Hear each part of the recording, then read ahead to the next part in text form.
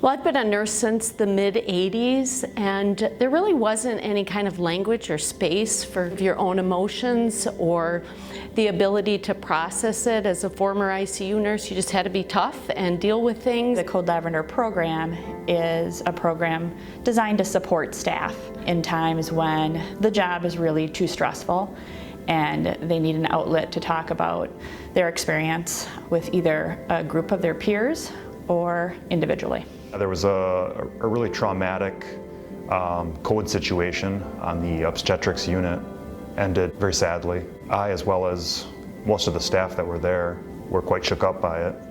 I remember finishing up my shift, and I distinctly remember not being able to fall asleep the whole morning. Being a facilitator for Code Lavender entails having a presence that allows staff to feel safe. And that comes from a place of non-judgment. It comes from a place of just being present. I usually deal with these kind of things on my own. I decided I would go to the Code Lavender. We're able to connect with others by just listening to what the story is. The connection is what's so important, the connection with the person that's asking for help. I didn't think actually going into it that I would speak up and partake in that, but I did, and I found it tremendously therapeutic.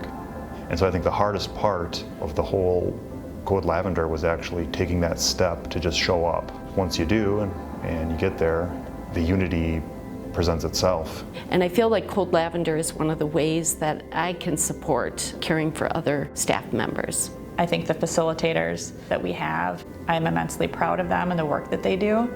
They do it above and beyond their job description, and they do it because they care about staff. Because we are able to help staff, it can bring the whole organization together. We have to have the support from top down to, number one, have a program like this and not to see it as a threat, and two, to really create a culture of really caring for our own. I feel really lucky that we have this program here at the hospital, and I feel really lucky that I get the privilege of working with such amazing staff and people who share these most vulnerable experiences with us.